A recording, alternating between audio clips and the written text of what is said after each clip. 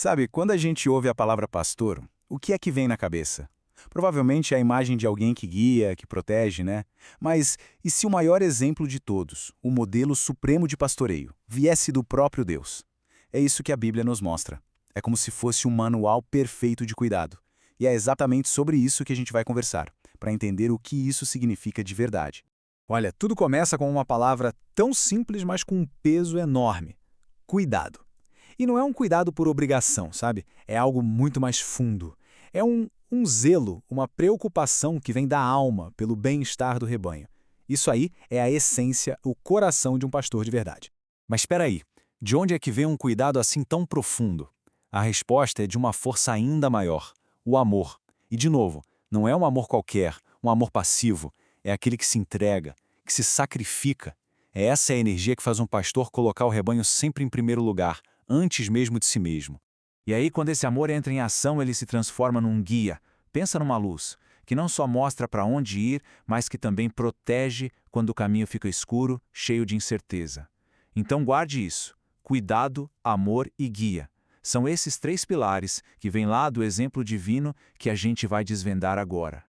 Bom, para a gente entender de verdade o que é ser pastor, a gente precisa ir direto na fonte, né? E a primeira imagem, a mais perfeita de todas que a gente encontra nas Escrituras, é a do próprio Deus.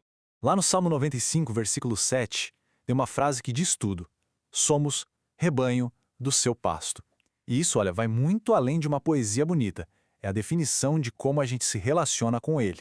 De um lado, um cuidado super próximo da parte de Deus, e do outro, a nossa total dependência dele. E tem uma história na Bíblia que mostra isso na prática, de um jeito incrível. Aqueles 40 anos que o povo de Israel passou no deserto. É verdade que Moisés estava ali na frente, ele era o líder que todo mundo via. Mas a Bíblia faz questão de deixar claro: o verdadeiro pastor, o grande pastor por trás de tudo, era Deus. E o mais impressionante é o tipo de cuidado que ele teve. Não foi só uma coisa espiritual, sabe? Pelo contrário. Deus deu comida, o maná, fez com que a roupa deles não estragasse, protegeu do sol, do frio, deu leis para orientar e até curou quem estava doente. Era um cuidado completo, que pegava todas as áreas da vida. Isso mostra o nível de compromisso dele, né? Ok, então a gente tem esse modelo perfeito de Deus como pastor. Mas a história não para aí. A Bíblia avança e mostra que Deus não queria ser o único pastor. Ele faz uma promessa, a de levantar líderes, gente como a gente, que refletissem o coração dele. E essa promessa muda tudo na história da liderança espiritual. É lá em Jeremias, capítulo 3, versículo 15, que a gente vê o coração dessa promessa. Deus fala que daria pastores segundo o seu coração. Presta atenção nisso. O critério de Deus não é se a pessoa fala bem, se tem carisma, se é uma boa administradora, não. É algo muito mais profundo. É ter um coração que bate na mesma sintonia que o coração de Deus. E essa promessa de um pastor perfeito, sabe? Alguém que seria como um novo Davi, que juntaria todo o rebanho que estava espalhado, essa ideia ficou ecoando por séculos. E claro, isso deixava uma pergunta no ar, uma pergunta importantíssima para a história de Israel. Quem, afinal de contas, seria esse tal pastor supremo que foi prometido? Pois é, e a resposta para essa pergunta vem com tudo na figura central do Novo Testamento: Jesus Cristo. E veja bem, ele não é só mais um líder bom, ele é a própria personificação, o cumprimento final, perfeito, de tudo aquilo que Deus tinha prometido sobre um pastor. Lá em João capítulo 10, o próprio Jesus define o ministério dele com uma frase que, nossa, é inesquecível. Ele diz: eu sou o bom pastor. E o que faz dele o bom pastor? A disposição de dar a vida por suas ovelhas. Lembra daquele amor sacrificial que a gente falou lá no comecinho? Então, aquele é levado ao extremo, à consequência máxima. E é super importante a gente entender que o ministério de Jesus não surgiu do nada.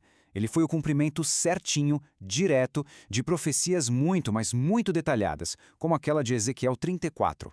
Pensa só, séculos antes o profeta já tinha desenhado exatamente o tipo de cuidado que esse Messias pastor ia trazer. E Jesus cumpriu tudo nos mínimos detalhes. Beleza, então a gente já viu, o modelo perfeito está em Deus Pai e o cumprimento perfeito em Jesus. Mas e aí? O que isso tudo significa para a gente hoje? A pergunta agora é para o presente. Qual é o chamado para quem lidera o rebanho de Deus no mundo de hoje? Primeiro de tudo, esse chamado aparece na ternura. Sabe? É uma forma de chegar que não julga, mas que acolhe, que não fica apontando o dedo para a fraqueza, mas que entende a fragilidade de cada um. E a partir dessa ternura vem o aconselhar. E aqui não é dar palpite, dar opinião. É oferecer sabedoria de verdade, uma direção que esteja, sabe, bem firme na verdade. E tudo isso deságua no zelar. É um cuidado que não dorme no ponto, está sempre ligado, vigilante. O pastor de verdade não fica esperando o problema aparecer.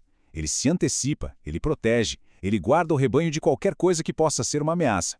Mas na prática, como é que isso funciona? A Bíblia dá um roteiro bem claro. O pastor precisa alimentar o rebanho com a palavra, com ensino sólido. Precisa ter coragem para anunciar todo o conselho de Deus, como diz Paulo lá em Atos, e não só as partes que todo mundo gosta de ouvir. Tem que proteger o rebanho de ideias erradas, de doutrinas que tiram do caminho, e talvez o mais importante de tudo, ser um exemplo. Um exemplo vivo, que lidera com sabedoria, pensando sempre em proteger cada uma das ovelhas. E isso tudo nos leva ao nosso último ponto, e talvez o mais sério de todos: a responsabilidade gigantesca que vem junto com esse chamado. Porque no fim das contas, ser pastor não é um título para se exibir, é uma tarefa de um peso enorme. E aqui está a grande verdade que deveria manter qualquer pastor com o pé no chão. O rebanho não é dele. As ovelhas não são do pastor, elas são de Deus. O líder é só um administrador, alguém que está cuidando por um tempo de um tesouro que foi confiado a ele. E qual a consequência disso? Prestação de contas. Simples assim. Aquela mesma passagem de Ezequiel, que fala da vinda do bom pastor, também deixa um aviso muito sério. Deus vai chamar os pastores para uma conversa e pedir contas de como cuidaram do seu rebanho. É uma responsabilidade que vai além desta vida, sabe? Tem um peso de eternidade. Então, se a gente juntar todas as peças, o que a gente enxerga? Que ser pastor é uma jornada que precisa equilibrar três coisas que não se separam. Um amor gigante, que é um reflexo do amor de Deus. Uma responsabilidade enorme, de cuidar de algo que não é seu. E a certeza de que um dia a conta chega. E para terminar, fica uma pergunta para reflexão. De que maneiras esse pastoreio divino já se manifestou na nossa própria jornada? Reconhecer esse cuidado pode transformar completamente o nosso caminho.